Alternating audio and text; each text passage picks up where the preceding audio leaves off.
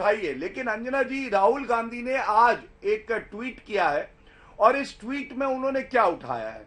उन्होंने कहा है अनएम्प्लॉयमेंट, तो ये आंकड़ा मैं अनएम्प्लॉयमेंट का भी रख दूं। आज राजस्थान में 30% अनएम्प्लॉयमेंट है, उत्तर प्रदेश में 2.8 है, मध्य प्रदेश में 0.5 है, गुजरात में 3% है, कर्नाटका में 3.7 है।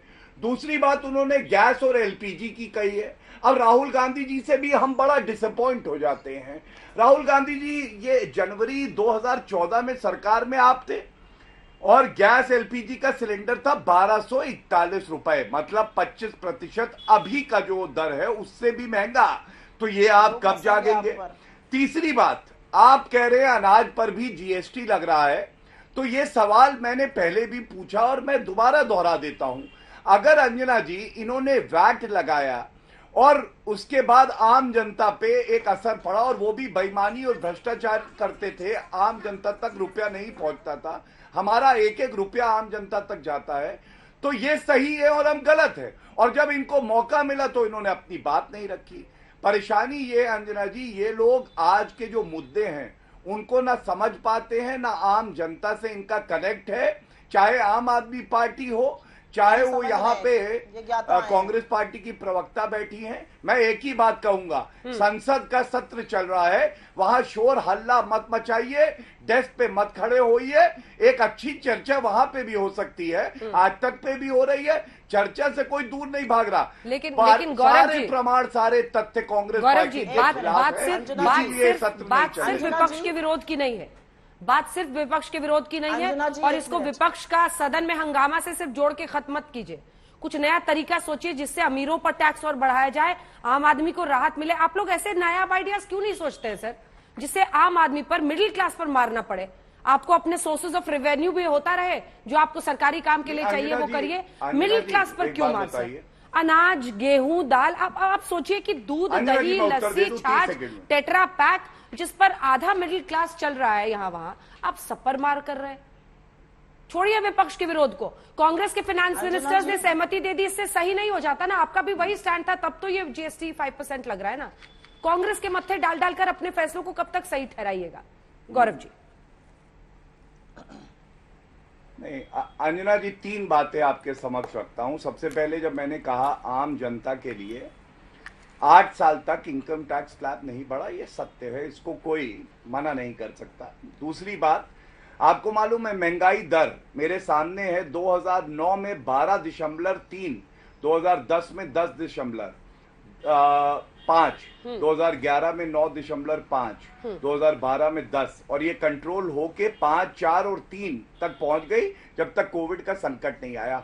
तीसरी बात, आपने कहा ना ये जो अमीर हैं इनके ऊपर टैक्स क्यों नहीं लगता, तो मैं आपको एक आंकड़ा और दे दूं। मैंने आपको बताया मास कंजम्पशन के जो आइटम्स हैं वो या तो 12% पे हैं या उससे कम पे हैं, लेकिन जो लग्जरी आइटम्स है ना अंजना जी, वो करीब करीब ऐसे 230 आइटम हैं जो हाईएस्ट रेट 28% पे होते हैं, और उसको भी हमने कोशिश करी है कि ज्यादा से ज्यादा टैक्स कलेक्शन हो, तो हम उसको हाईएस्ट टैक्स स्लैब पे लेते हैं और एक दर नीचे लाके 200 आइटम्स को हमने कम किया कि कम से कम जो है टैक्स का लोड पड़े आम जनता पर। यह सच्चाई है। तो हम जब करते हैं कोई कार्य तो आम जनता को देख के करते हैं, अंत्योदय का जो हमारा सिद्धांत है उसको देख के करते हैं, लेकिन ये दोगलापन, इस पे बार बार सवाल होना चाहिए। अगर आपत्ति है तो वहां आपत्ति दर्ज करती है, और आज चैनल पे बैठ के और संसद में दिखाती कि हमारे वित्त मंत्री ने आपत्ति दर्ज करी और आपने तब भी लागू कर दिया। ठीक है, इसका छोटा सा जवाब फिर सौरभ जी आपसे। आप पर वो जो शराब की दुकानों का लाइसेंस बहुत सारा दिया गया था दिल्ली सरकार की तरफ से, अगला सवाल उस पर होगा। सुप्रिया जी जवाब दीजिए। अब दोगलेपन की बातें उन लोगों को तो नहीं करनी चाहिए जो working group chairman Gujarat chief minister होके कहते थे जीएसटी बड़ा हानिकारक है, प्रधानमंत्री बनते ही जीएसटी लागू करना था। दोगलेपन की बातें उनको नहीं करनी चाहिए। तो 2019 में कहते थे पहले इस पर टैक्स लगता था, हमने हटा दिया, फिर लगा दिया। छोड़ दीजिए इस बात को। 12/14 एंड 14/14 की 2 ट्वीट्स हैं निर्मला सीतारमण की, जिसमें कंसेंसस वर्ड इस्तेमाल हुआ है। अंग्रेजी आपको आती है जरूर पढ़िएगा। लेकिन मैं एक दूसरी बात कहना चाहती हूँ अंजना जी, दूसरी बात 11वें नंबर का क्यों नहीं पढ़ रही मैडम? गवर्नमेंट का 11वें नंबर का क्यों नहीं पढ़ा? आपने बोला था 11वें नंबर बोलिए मत, दो बार इसमें मत बोलिए अंजना जी। मैं 11वां क्यों नहीं पढ़ा? आधा सत्य क्यों बताती हैं? ये चुप रहेंगे अब, ठीक है, बेकार की बात करती है। 11वें नंबर वाला नहीं पढ़ेंगे। ठीक है Gaurav ji, to shut up now please. आपने बता दिया ना गौरव जी, लंबा वक्त आपको दिया Gaurav ji. You shut up, you shut up, बौखलाइए मत, यू सवाल शट अप। लेकिन अंजना जी गलत बात नहीं आधे सत्य क्यों रखती है? यहाँ पे आके शट अप क्या होता है? आप अंजना जी शट जैसे शब्द मत बोलिए। सुप्रिया जी, सुप्रिया जी, सुप्रिया जी प्लीज प्लीज मत कीजिए ऐसा। क्या होता है आप बताइए। एक सेकंड सबका ऑडियो डाउन कीजिए, एक बार फिर ये रिक्वेस्ट करते हैं, आवाज नीचे कीजिए, सबकी आवाज नीचे कीजिए। एक बार फिर से आप सबको बताते हुए कि ये मंच ऐसा है जहां पर एक व्यक्ति एक बार में बोलता है, इसको शाउटिंग मैच मत बनाइए प्लीज, अपनी अपनी बारी में बोलिए। और ये ध्यान रखिए कि कल को सड़क पर निकले तो आपको कोई ऐसा ना बोले कि अच्छा आप तो वही है ना जो टीवी पे चिल्लाते हैं या चिल्लाती हैं। इससे बचा जाए, अच्छे से अपनी दलीलें रखिए, दलीलों और तर्क में दम होगा तो एक दूसरे पर पर्सनल अटैक करने की जरूरत नहीं रहेगी।